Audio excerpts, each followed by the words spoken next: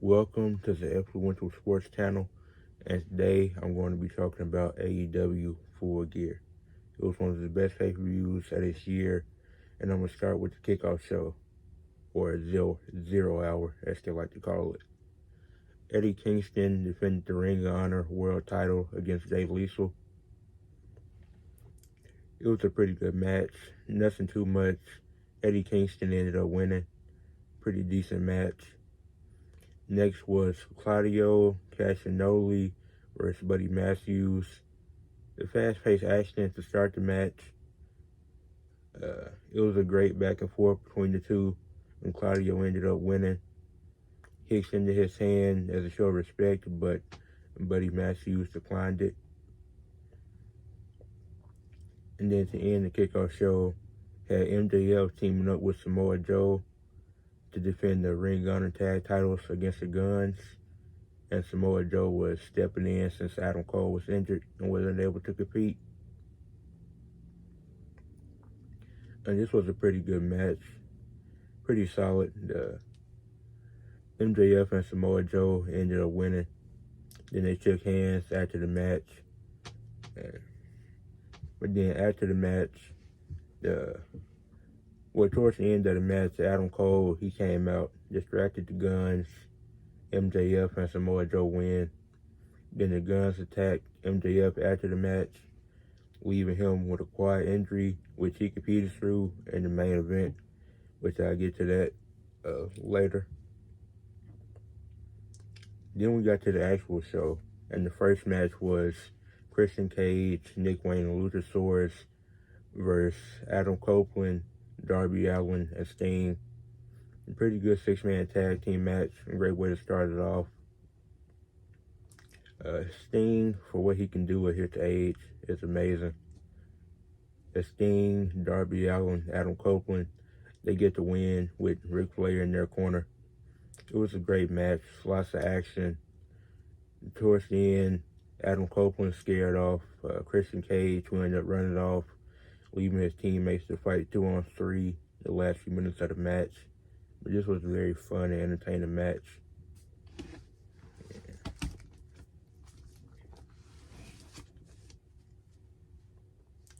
And then next we had a segment with Toni Schiavone talking about MJF's injury and how he couldn't compete later in the night. But Adam Cole stepped in and said he had defended the title for MJF on a broken ankle somehow. But next, after that, it was the AEW International title match with Orange Cassidy and Jon Moxley. This was a great match. Started with them delivering forearms to each other. They started clowning on each other's backs. This was a fun and brutal match between Orange Cassidy and Moxley. It took 6 orange punches for Orange Cassidy to beat Moxley, which didn't like that. It was fine at 3. He could have won off of that, but they wanted to drag it, and it took 6 for him to beat Moxley. But that was a great match. Then we had the AEW World Women's title match with Toni Storm and Hikaru Shida. Not too much to say about this match. Another good match. Toni Storm doing usual heel things, cheating behind the ref's back. She wins to become 3-time AEW World Women's Champion. Pretty simple, not too much here. The timeless Toni Storm thing, it's working. Then next we have the AEW World Tag Team Title 4-way ladder match with the House of Black versus Rouge and Jalisco versus FTR versus Big Bill and Ricky Starks. This was a fantastic match. Probably my favorite match of the night. Just 8 men going in a ladder match, trying to get tag team gold. It was a few great spots in this match. I gotta look at my notes to remember.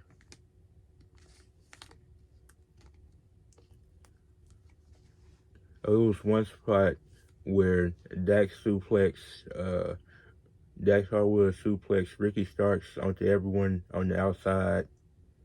Brody King and Big Bill went at it during this match.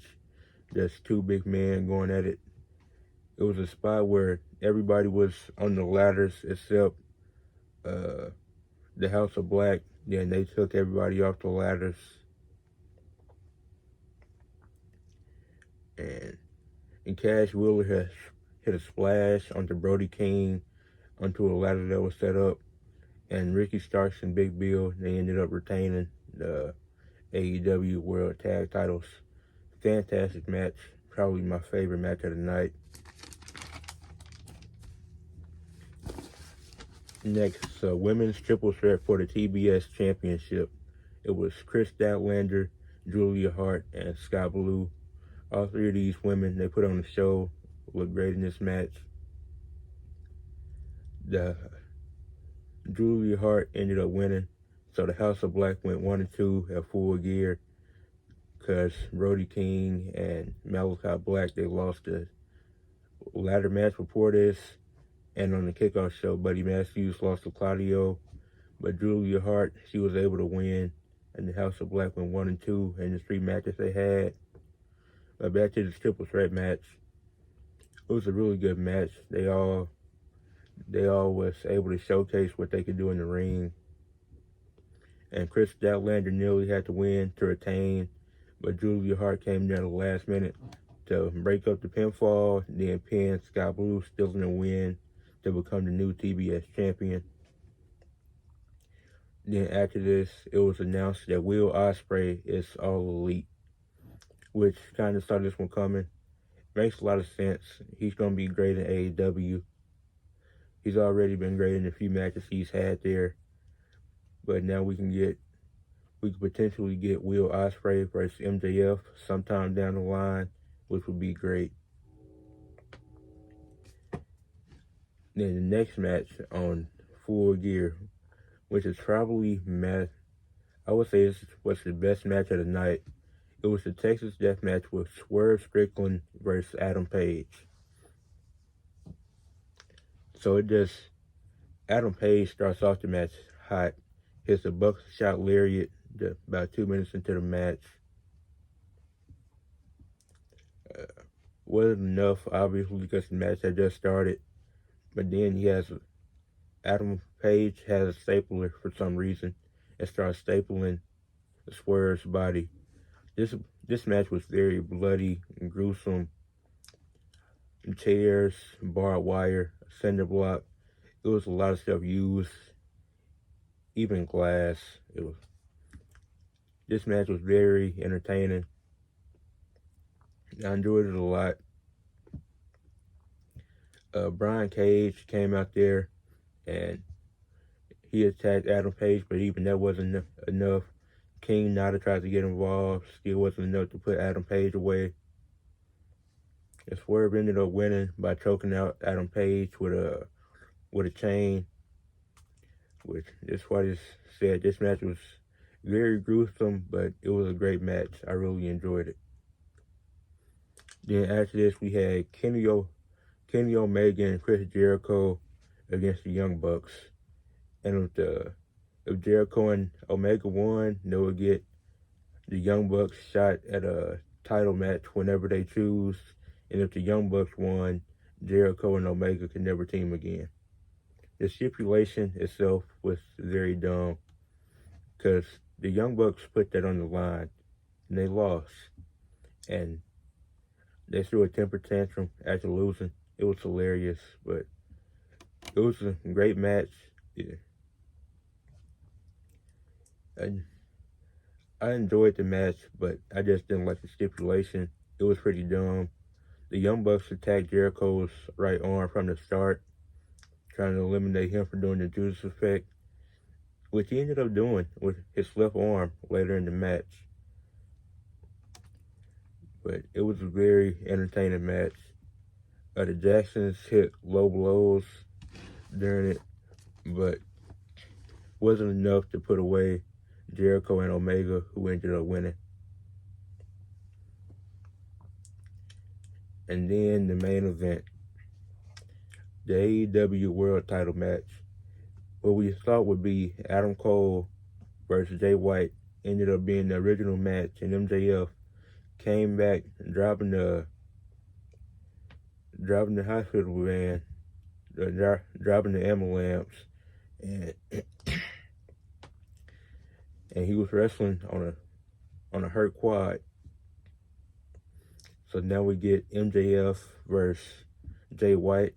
After he delivers the first punch, he can barely stand, but MJF manages to make it through. This was a very entertaining match. Adam Cole had a few moments where he almost sold, where he tried to hit Jay White with the title, but failed to do that, and Jay White took the title. When he put the diamond ring in the ring and wasn't able to get it to MJF. And then there was a ref bump. The Guns were involved a lot, but it didn't phase MJF. MJF was able to retain, and he's been champion for an official year now, and no one's on the level of the Devil and MJF. So that's it for AEW Full Gear. It was a great pay-per-view, one of the best ones of the year. Please like and subscribe.